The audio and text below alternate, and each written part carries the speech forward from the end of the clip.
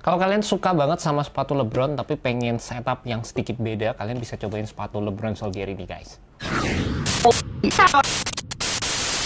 Hey guys, selamat datang kembali di YouTube channel Naksir Sneakers. Kali ini kita bakal bahas performance review untuk sepatu Nike LeBron Soldier 14. Dan kali ini gue udah pakai sepatunya kurang lebih selama 1 bulan. Dan sebelum kita ke reviewnya, pastikan kalian klik tombol subscribe dan nyalain tombol loncengnya juga, karena di sini kita itu bener-bener nggak main-main. Kita bener-bener review sepatu ini, pakai sepatunya, dan bener-bener ngetes sepatu ini di lapangan guys. Jadi gue harap di video kali ini bisa membantu kalian apakah sepatu ini cocok buat kalian atau enggak. Juga untuk sekedar info buat kalian, video performance review yang biasanya gue itu bikin live langsung di lapangan. Cuma untuk video kali ini kita bikin di studio aja karena akhir-akhir ini sering banget hujan guys. Jadi kalau gue udah sampai di lapangan terus kayak hujan gitu, audionya itu kurang begitu oke. Jadi enak gue bikin di studio aja supaya kalian bisa ngedapetin audio yang lebih oke. Tapi gue bakal tetap masukin footage pas gue main pakai sepatu ini di lapangan guys. Dan yang pertama kita bakal bahas dari segi tractionnya dulu. Traction yang ada di sepatu ini menurut gue oke banget. Dari segi patternnya sendiri mirip sama sepatu Nike LeBron 17 yang versi low tentunya, dan ini tuh sebenarnya di bagian forefoot yang berasa mirip banget. Dan selama gue pakai sepatu ini sebenarnya tractionnya itu cuma butuh yang namanya break in time guys. Hari pertama gue pakai sepatu ini kayak rada selip gitu di berbagai area dan kurang begitu oke. Tapi beberapa hari setelahnya, setelah gue pakai beberapa kali, lama-lama traction yang digunakan di sepatu ini oke banget dan benar-benar dapat ngasih gue grip yang benar-benar solid. Gue ngerasa sepatu dengan setup seperti ini memang traction adalah salah satu kunci utama. Kalau ini tractionnya nggak bagus, menurut gue sih ini bakal jadi sepatu yang susah banget buat dipakai karena setupnya sebenarnya tinggi banget, dan ini bakal kita bahas nanti. Tapi untungnya tractionnya itu bisa bekerja dengan baik guys. Jadi memang oke banget kalau kalian bermain di lapangannya sedikit berdebu, kalian tinggal wipe aja. Wipe itu tinggal gini aja dan you'll be good to go. Jadi nggak ada masalah sama sekali. Dan menurut gue juga rubber yang digunakan di sepatu ini sebenarnya cukup tebal, nggak yang tipis-tipis banget, tapi rubber yang digunakan juga cukup soft guys.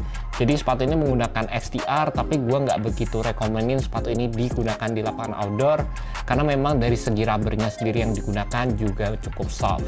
Di sepatu Nike LeBron Soldier 14 gue juga suka banget sama penggunaan material yang ada di sepatu ini. Sepatu ini menggunakan material woven, jadi jarang aja kita temukan di sepatu-sepatu zaman sekarang.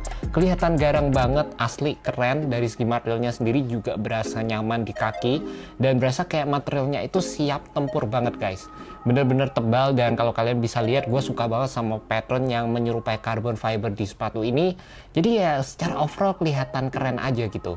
Dan ternyata waktu dipakai juga oke banget, materialnya tebal, nggak stretchy, jadi cukup protektif juga untuk penggunaan sepatu ini. Dan juga di samping itu penggunaan materialnya juga cukup movable guys. Jadi menurut gue juga sepatu ini memerlukan minim break in time di bagian materialnya. Dan kalau kita ngomongin fitnya juga, ini merupakan salah satu poin plus banget yang dikasih di sepatu ini. Jadi sebenarnya gue itu ngerasa gimana ya, dengan pola booty construction seperti ini sebenarnya jarang banget gue ngedapetin fit yang oke. Cuma di sepatu ini surprisingly nggak ada masalah sama sekali. Menurut gue beli true to size dan ini fitnya enak banget. Buat kalian para wide footers, gue juga coba saranin untuk kalian beli true to size karena menurut gue panjangnya pas, lebarnya juga pas, dan menurut gue sih nyaman banget guys.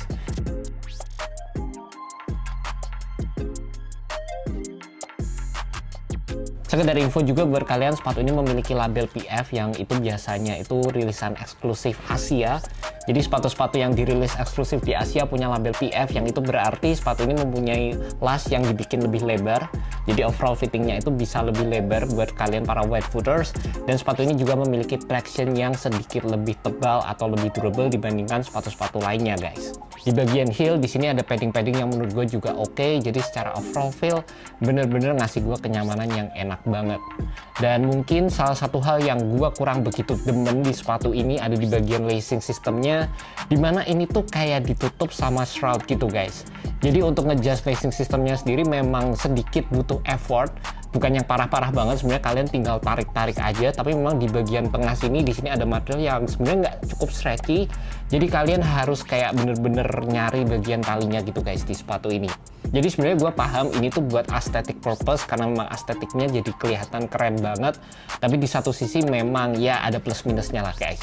Gue sebenarnya lebih prefer kalau di sepatu ini tuh dikasih kayak zipper gitu kayak Nike PG4, itu menurut gue juga keren banget. Dan juga first impression gue saat pakai sepatu ini sih sebenarnya cukup susah buat masukin kaki gue ke sepatu ini guys. Tapi kalau udah masuk seperti yang gue bilang tadi, fitnya itu enak banget, dan di sini kalian juga bakal dikasih lace lock. Jadi pas kalian pakai sepatu ini talinya itu nggak gampang lepas.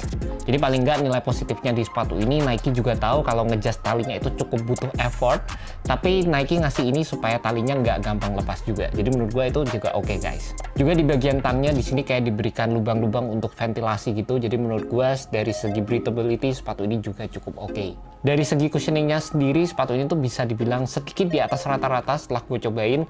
Dan kalau sepatu ini dirilis kayak 5 tahun sampai 7 tahun lalu, mungkin gue bakal bilang sepatu ini tuh bener-bener enak sih cushioningnya.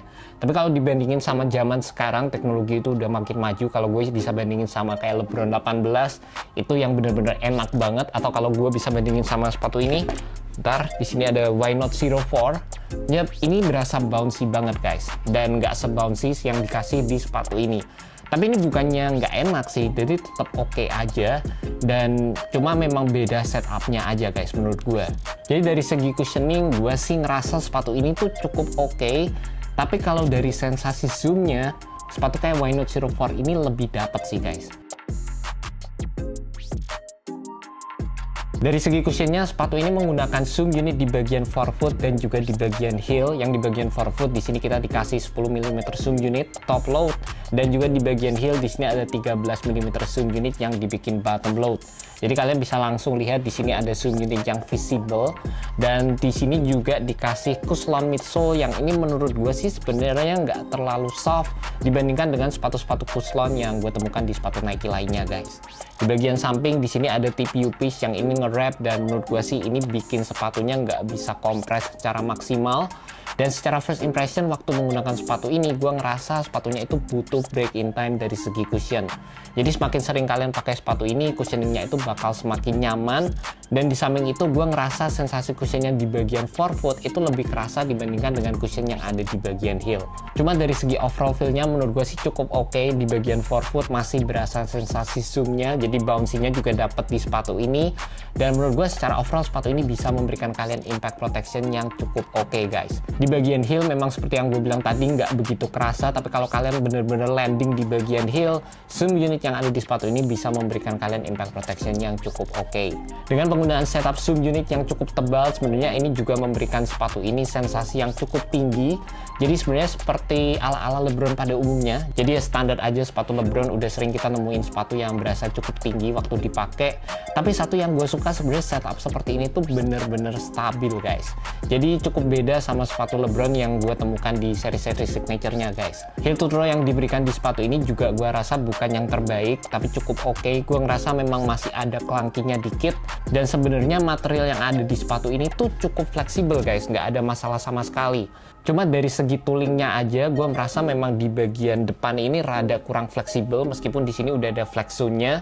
Dan sebenarnya yang ngebantu adalah dari tooling outsole-nya, di mana sepatu ini memiliki rounded outsole di bagian heel dan juga di bagian forefoot.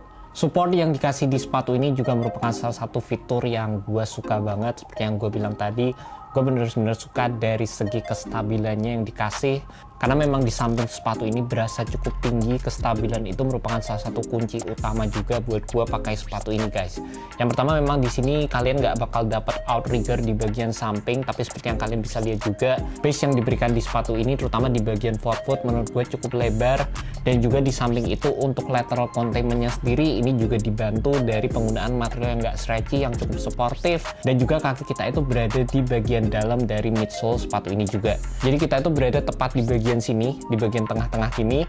Jadi saat kita melakukan gerakan lateral seperti crossover, jab step, dan saat kita melakukan gerakan hard cut juga, kaki kita itu berasa ketahan sama bagian material midsole-nya. Jadi menurut gue itu benar-benar salah satu fitur yang gue suka. Dan di samping itu TPU yang ada di bagian samping ini juga berfungsi untuk memberikan foam yang ada di sepatu ini agar tidak over compress.